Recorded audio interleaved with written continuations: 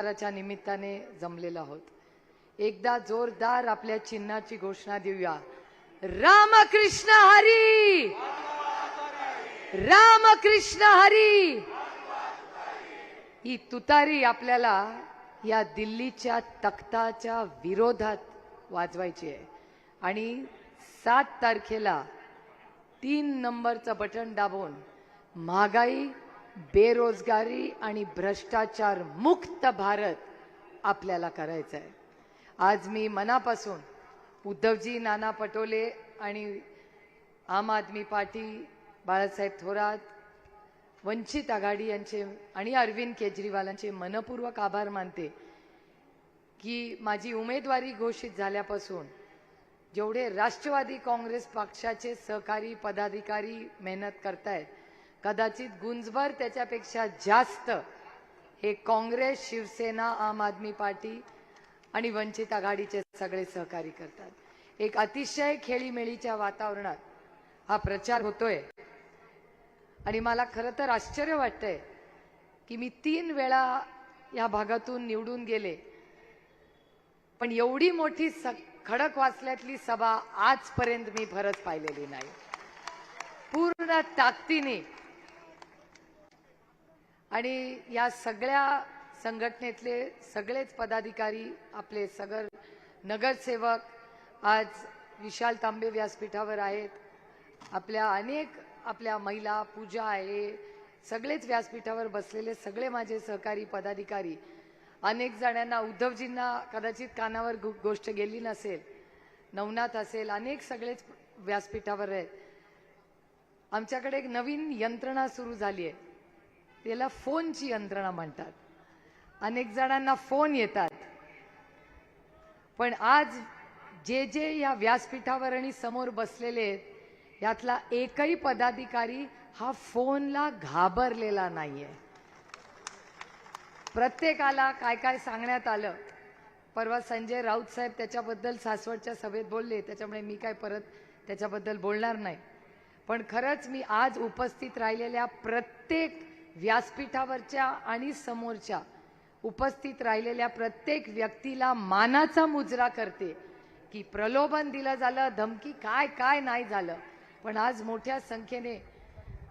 आपण आदरणीय पवार साहेब आणि उद्धवजींच्या मागे ज्या पद्धतीने उभे राहिलेले आहात, ही खरंच माझ्यासाठी एक खूप अभिमानाची गोष्ट आहे।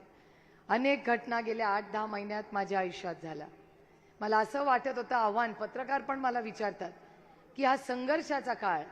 हा कसा तुम्ही लढणार। म्हटलं जर आदरणीय पवार साहेब, उद्धवजी आणि राहुल गांधी लढू शकतात तर मी नक्कीच लढू शकते आणि आमच्या सगळ्यांची ताकद हे तुम्ही सगळे आहात। खडकवासल्यामध्ये गाववाडी, वस्ती, सोसायटीमध्ये आपण जातो, आता प्रत्येक कुठेही आपण आता सिग्नलला थांबलो तर प्रत्येक जण आपल्याला हात करतो आणि एवढंच म्हणतो, यावेळी खडकवासल्यात फक्त तुतारी चालणार, बाकी काही चालणार नाही। आणि हे कशासाठी? आपण केलेल्या कामामुळे, आपण केलेल्या संपर्कामुळे। आणि आज महाराष्ट्रावर जो अन्याय होतोय, आपली लढाई कुणाची आहे? आपली लढाई कुठल्याही व्यक्तीच्या विरोधात नाहीये, आपली लढाई आज महाराष्ट्राच्या विरोधात जो आहे त्याच्या विरोधात आम्ही पूर्ण ताकदीने लढणार। आज आपल्याही भागामध्ये तुम्ही बघताय, आज हिंजवडीचे आजचा जवळपास 60% लोक जे इथे बसलेत नाही ते हिंजवडीमध्ये कामाला जातात। हिंजवडीमधली ITI ही आदरणीय पवार साहेब मुख्यमंत्री असताना केली आणि मला अभिमान वाटतो तुम्हाला सांगताना की आज तिथे 6 लाख लोक आज राजीव गांधी इन्फोटेक पार्क मध्ये काम करतात। आणि आज सत्तेत असलेले काय म्हणतात की आम्ही नोकऱ्या देणार। अहो, आहे त्याच तुम्ही घालवल्या। 2 लाख नोकऱ्या ज्या उद्धवजी मुख्यमंत्री असताना फॉक्सकॉनची इन्व्हेस्टमेंट आलेली घालवण्याचा पाप कोणी केलं? तर आता तत्कालीन सरकारने। महागाई, आमच्या सगळ्या महिला रोज प्रचाराला मला भेटतात, मला म्हणतात ताई काही करा, त्या डाळीचा भाव 200 रुपयावरनं कमी आणा। म्हणजे महागाई कमी नाही झाली आहे, बेरोजगारी रोज वाढते। आज IIT सारख्या संस्थेमध्ये 30-35% मुला-मुलींना नोकऱ्या मिळत नाहीयेत, हे चित्र आहे महाराष्ट्राच्या समोर। त्यामुळे महागाई, बेरोजगारी आणि भ्रष्टाचाराचा ते हिशोबच नाही। नाना आणि बाळासाहेब थोरात उपस्थित आहेत, आमच्या सगळ्यांना प्रिय असणारे अशोक चव्हाण, मी स्वतः अशोकरावांबद्दल अनेक वेळा पार्लमेंटमध्ये बोलले आणि लोक काय म्हणायचे आमचे विरोधक आम्हाला की भ्रष्टाचार मुक्त भारत करेंगे आणि हल्ला चढवायचे आमच्यावर की सगळ्यात कोण भ्रष्टाचारी आहे तर तुम्ही काँग्रेस आणि राष्ट्रवादी काँग्रेसवाले आहात आणि आदर्श आई वडील आणि शिक्षक माहिती होते पण घोटाळ्यातला आदर्श कोणी केला असेल तर तो काँग्रेस आणि अशोक चव्हाणांनी केला हा मी नाही म्हणते आणि त्यावेळेस अशोक चव्हाणांच्या बाजूनी सगळ्यात जास्त कोण लढलंय तर मी लढले आणि आज मी त्यांना विचारते भाग्य बघावं होते अशोक चव्हाणांचं आरोप त्यांच्यावर झाले वॉशिंग मशीन मधून ते भारतीय जनता पक्षात गेले मी आपण सगळे मर रोज काम करतोय खासदार होणार फक्त 5 वर्षासाठी अशोकराव 6 वर्षासाठी खासदार म्हणजे आदर्श घोटाळा त्यांनी केला असं मी म्हणत नाही म्हणजे भ्रष्टाचाराचा आरोप ज्याच्यावर झाला तो 6 वर्ष खासदार आणि ज्यांनी भ्रष्टाचाराचा ब्रबड काढला नाही त्याला वणवण फिरून 5च वर्ष मिळतात त्याच्यामुळे भारतीय जनता पक्ष माझी त्यांच्याशी लढाई त्यांच्याशी लढाईचं कारण असं आहे की दुधाला भाव नाही कांद्याला भाव नाही तिथे पण भाव नाही ना वारज्यामध्ये त्याला भाव आहे काय स्वस्त झालंय मला सांगा वारज्यामध्ये दूध स्वस्त आहे भाजी स्वस्त आहे तरकारी स्वस्त आहे काय स्वस्त आहे आणि ही लढाई त्यांच्या विरोधात आहे कारण काही स्वाभिमानाची लढाई आहे आज उद्धवजी इथे आलेले आहेत मगाशी आम्ही याचीच चर्चा करत होते की आज आम्ही कुणाच्या विरोधात मतं मागतोय की ज्या चिन्ह आणि विचाराच्या बाजूनी आज उद्धवजी आणि पवार साहेबांनी पक्ष स्थापन केला म्हणजे मी तर नेहमी म्हणते एकच शिवसेना आहे माझ्यासाठी कारण बाळासाहेबांची शिवसेना हीच खरी शिवसेना आणि बाळासाहेब हयात असताना त्यांनी शिवसेना पक्ष हा माननीय उद्धवजींना दिला त्याच्यामुळे जर शिवसेनेवर कुणाचा हक्क असेल तर तो फक्त आणि फक्त उद्धवजींचाच आहे त्याच्यामुळे नकली बकली हे काय विषयच नाहीत आपल्याकडे आणि जेवढे उद्धवजी मी खरंच तुमचे मनपूर्वक आभार मानते की ज्या पद्धतीने शिवसेनेचा प्रत्येक पदाधिकारी या इलेक्शन मध्ये लढतोय